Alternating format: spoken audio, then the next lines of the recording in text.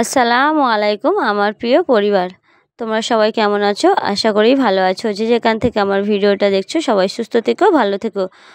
বড়দের দোয়া, আশীর্বাদ ও ছোটদের ভালোবাসা নিয়ে আজকে আমি একটা নতুন ভিডিও শুরু করলাম। আমি মুস্কান আর একটা নতুন ভিডিওর সামনে তোমাদের সামনে হাজির হলাম। তো সবার কাছে একটাই অনুরোধ, ভিডিওটা স্কিপ না করে ফুল ভিডিওটা দেখার অনুরোধ রইল। আমার যারা নতুন ভিউয়ার্স, পুরাতন ভিউয়ার্স, তাদের সবার জন্য আমার মন থেকে অনেক অনেক ভালোবাসা। তো চলো আজকে একটা ভিডিও, আম মাখার ভিডিও করব। তো চলো, এই দেখো। তারপরে এই যে কলা বাগান গাছ আছে দেখেছো আমাদের ঘরের পিছনে, আজকে বিকেলে করব। এই দেখো একটা সুন্দর দেখে একটা কলা পাতা কেটে নেব। তো এখন চলো কলা পাতাটা কেটে নিই। তো ফোন ধরার কেউ নেই, কাটা এটা দেখাতে পারলাম না। তো দেখো এখন একটা কলা পাতা কেটে নিলাম। এই দেখো আজকে হবে কলা পাতায় আম মাখা। তো কলা পাতাটা কেটে নিচ্ছে। আর দেখো চারিদিকে পাখির কি সুন্দর ডাকছে।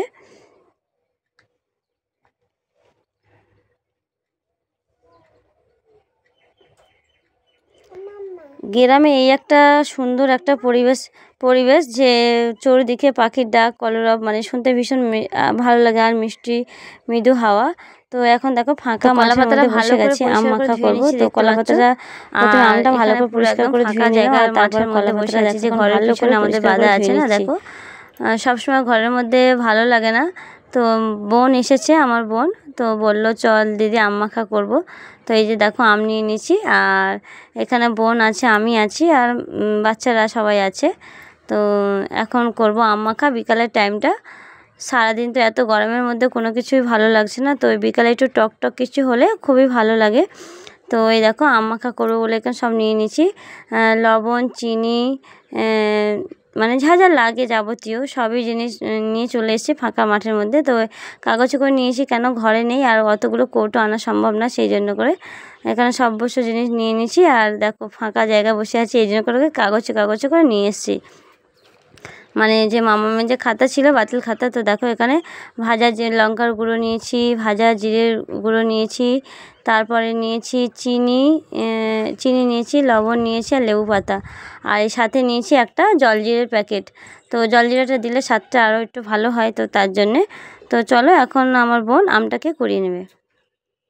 দেখো ওপরে বোন বসে আছে, আমটাকে ভালো করে ছিলে, মানে পরিষ্কার করে ধুয়ে এখন আমটাকে কুড়িয়ে নেবে। একটা কোড়ানি নিয়েছে, কোড়ানি নিয়ে এখন কুড়িয়ে নেবে আমটা। তোমরা প্লিজ ভিডিওটা আমার সাথে ভিডিওটা দেখো, আমার সাথে থেকে আমার পাশে থেকো। এই দেখো আমার বোন এখন এই যে একটা কোড়ানি নিয়েছে, আর কোড়ানিটা নিয়ে ভালোভাবে এখন আমটাকে কুড়িয়ে নিচ্ছে। তো চলো আস্তে ধীরে আমটা কোড়াতে থাকুক, তখন আমি অন্য কাজ করে নিই। দেখো একটু কোড়াতে টাইম লাগবে, যেহেতু আমটা বেশ বড় ছিল। দেখো আর ওকে বারবার বলছিলাম এগুলো খুব ধার হয়, যে হাতে লেগে গেলে হাত কেটে যায় অনেক সময়, সেই জন্য ওকে বারবার বলছিলাম সাবধানে আমটাকে কোড়া। দেখো আমটাকে কোড়ানো হয়ে গেছে। দেখো পুরো আমটাকে কুড়িয়ে নিয়েছি এখন, নিয়ে তারপরে এবার যে মানে আম মাখার জন্য যে এগুলো নিয়েছিলাম মশলাগুলো, সেগুলো একে একে দিয়ে দিচ্ছে সব। দেখো আর ভাজা জিরেটা দিলে স্বাদটা পুরোপুরি অন্যরকম হয়। তোমরা সবাই জানো শুকনো খোলায় জিরে, মরিচ, আর একটা দুটো শুকনো লঙ্কা দিয়ে যে ভাজা মশলাটা হয়, ওটা আমরা ঘরে বানাই। তো ওই মশলা ভেজে রাখি, মানে তরকারি তো দেওয়ার পরে, তরকারি লাবানোর সময় যখন দিই তখনও তো স্বাদ হয়, ফের এরকম মাখা জাতীয় জিনিস খেতে খুবই মজা লাগে। তো তোমরা প্লিজ একবার ট্রাই করে দেখো ওই যে ভাজা মশলাটা। আর এইভাবে আম্মাকে কে কে খেতে পছন্দ করে অবশ্যই চলে আসে। আমি তো পরে ভয়েস অ্যাড করছি।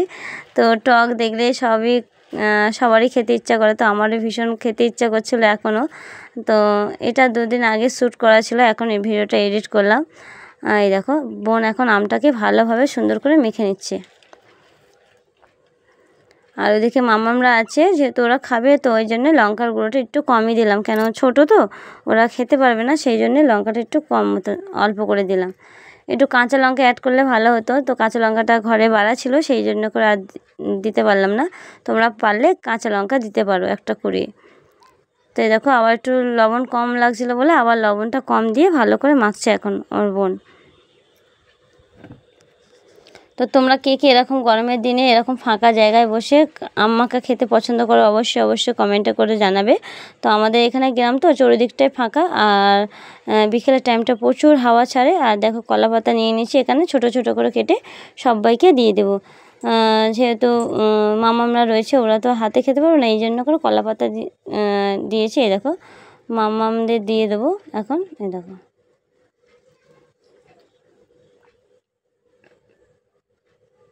তো ভালো করে ধরতেও পারছিল না, মানে ছোট তো, আর এখানে বসার কিছু জায়গাও আনিনি। তো আর ঘাসের মধ্যে বসতে বারণ করছিলাম, যেহেতু অনেক রকম পোকামাকড় থাকে এখন গরমের সময়, বিশেষ করে পিঁপড়ে থাকে, তো কামড়ে দিলে ওদের কষ্ট হবে, সেই জন্য বলছিলাম দাঁড়িয়ে দাঁড়িয়ে খাও, চলো ঘরে যাব।